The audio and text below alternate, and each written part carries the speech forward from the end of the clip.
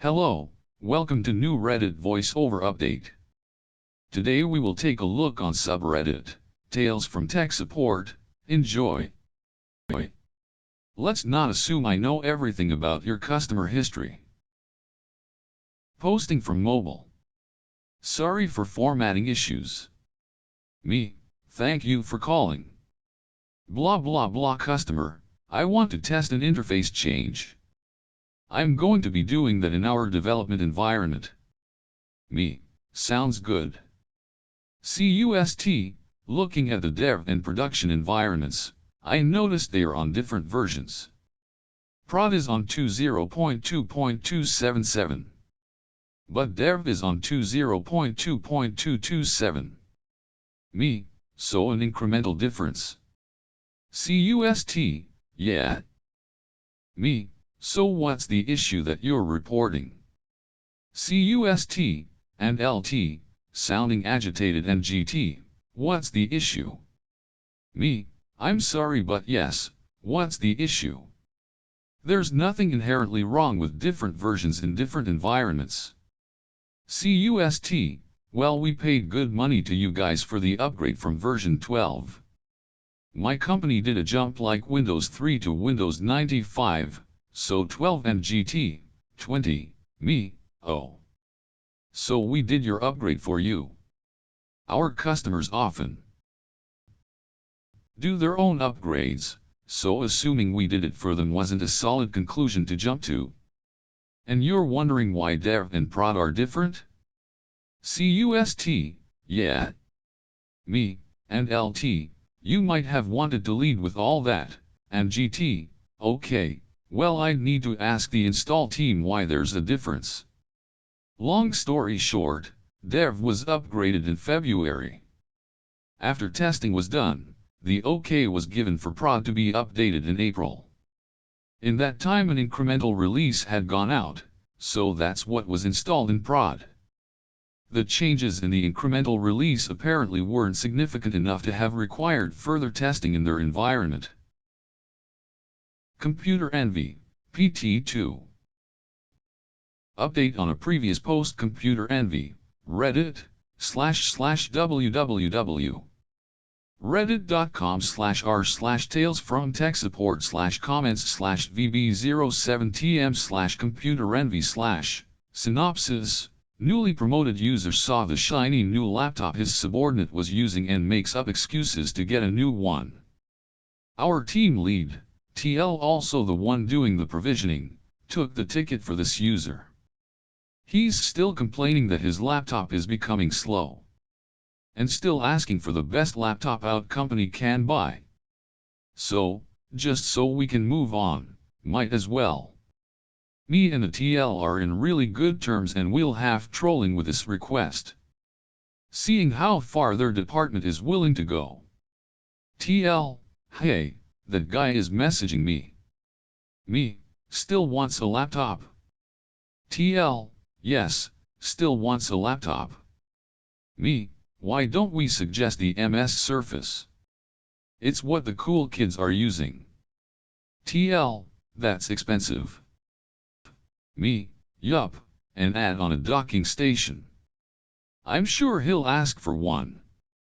TL, this is a little more than twice the cost of the laptops we're deploying. Me, if his VP approves, right? 2 business days later this user came along with his VP to our office. The room is immediately filled with the aura of self-entitlement. VP inquired what laptop he can get his lackey. TL showed him the price of the MS Surface including the add-ons, and he recoiled a bit on the price. VP, just get him the ones we have in stock. When they left, TL and I just shrugged. TL, it is approved, he gets a new laptop. Me, sigh, well, that's his reward for taking it in the behind. We both laughed and then TL set him up with a Ryzen 7, 16GB RAM. And an admin account. I'm against this, but I am not going up against a VP. Later in the afternoon, user came back saying there's issues with his Outlook on his brand new computer. saying that it freezes whenever he views the calendar. I took the laptop and closed Outlook. Opened up Resources. Then opened Outlook. It loaded fine, including the shared account, switched to calendar view and it went there without any problems. Then I looked at him. He then showed it to me saying that when he uses it, it freezes. He switched back and forth between mail and calendar like it's a quick time event. Then it happened. Window grayed out with the user saying see that. TL to the rescue, you're not supposed to do that. You have to wait for everything to load to do something after that. User, but it shouldn't, I work like this. Another stare down with me. Me, if you want, I can escalate this with Microsoft and schedule a remote session with them. I suggest you keep your schedule clear when that time comes. I'm just filled with rage at this point as that department has been wasting my time, multiple occasions, when I could have helped other users of other departments across the country that actually creates ticket requests and waits patiently. Time to update that document. User struggles to work a DVD drive. I work for a state agency.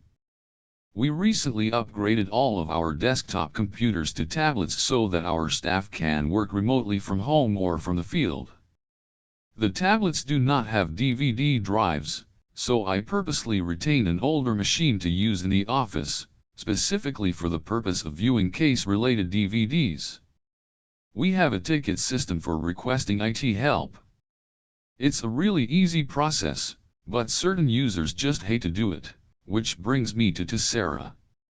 Sarah is a thorn in my side, very loud, unprofessional and rude. Sarah is the type of person that will not put in a ticket and instead will just yell my name across the office when she sees me walking by to help somebody else.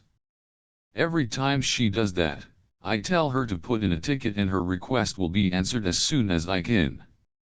On this particular day, Sarah flagged me down in the office and came over to me. She said she had a CD she needed to view and didn't know how. I explained where the old computer was and told her to try it out and if she had trouble, to submit a ticket. I don't hear a word from her all day. Then at exactly 5 o'clock on the dot, my cell phone rings. I was working from home for the last couple hours of the day and my workday ends at 5. I should have ignored it, but I felt like being nice, and made the mistake of answering. The call basically goes like this, simplified me, IT support. John speaking. Sarah, in loud accusatory tone. I'm at the computer now and there is no CD drive. I explain exactly how to get to the machine again, going step by step with her 2 or 3 times and get to the point where I know she's at the right machine. Me, ma'am, I know there is a CD drive in that computer. I set it up myself for that exact purpose and have used it recently. Sarah, no, there is no CD drive. Keep in mind this old model PC is the same model she used for almost a decade at this office in her cubicle and she has definitely used the CD drive on it many times. Me, I know it's there. You have to look on the front of the computer for a rectangular unit. There will be a small button next to it. When you press the button, the drive opens up. Sarah, I pressed all the buttons and nothing happens. I keep pressing but it is not responding. I paused for a minute, completely stumped by why it's suddenly not working, then eureka. Me, wait, the computer is turned on, right? Sarah, you have to turn it on, first. I just sat there silent, in total disbelief for at least 15 seconds. Like, has this lady ever used a computer before? Me, yes. Of course. Sarah, Me, well it's after hours now, so I have to go. If you have trouble with it, put in a ticket and I'll get back to you. I hung up, turned off the phone, and just burst out laughing. Yes, people like this do exist. She swore up and down that there was no drive in the computer and I think was just aimlessly pressing all the buttons repeatedly and wondering why nothing was happening. Good grief. So, you have to hook this up. Been at my current gig 15 years next year. I work IT in the healthcare industry, which when I started brought me face to face with folks who, although skilled in all aspects of the human body, were still shown to be human when interacting with computers. Our IT department, 350 plus, has many who came from a clinical background into the IT side of our medical record system. My first year on the job, I got a call from one of our clinical IT users at a remote site. They were there temporarily and were using a temp desk. They said they couldn't get the dual monitors to work at the desk they were at.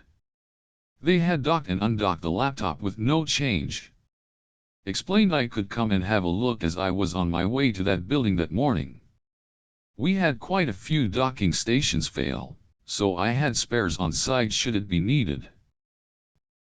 I get there and located the user. She shows me that docking and undocking the laptop doesn't have any effect. I asked if the desk was like this when she found it. She stated she got the docking station off a shelf at the back of the room, that was some shelves full of spares. There on the desk, next to the monitors, is the Dell docking station. No power brick. No monitor cables. No status lights. When I explained I would need to get cables and power and I'd be back in about 5 minutes, she said as serious as could be. So you have to hook these up. Don't worry, I said. Told her it'd be fixed once I got back. I couldn't bring myself to point out her mistake. It still makes me wonder how she could have thought that a docking station with no connections of any type and no power source could somehow put images on a PC monitor. This was 2008 and we were using Dell C640 laptops. The hug heard around the company. I was thrust a laptop by an angry exec early this morning with him complaining that his laptop had locked up again. Normally we have a ticketing system in place for any and all tech issues. However, when an exec wants something, he bypasses the system because of our HIP. So I go through the normal routine of diagnosis and through my efforts I see that the issue is simply bad RAM. I replace the RAM and take the unit back to the exec. He tells me he refuses to take the unit unless I have made 100% sure that everything that was wrong with it is fixed. Internally I wanted to punch this man, but I held it in and simply asked him what other issues he was having and pulled out a notepad. He ran through a load of issues that all screamed just run FCC cleaner to me, and I took his unit back to my desk.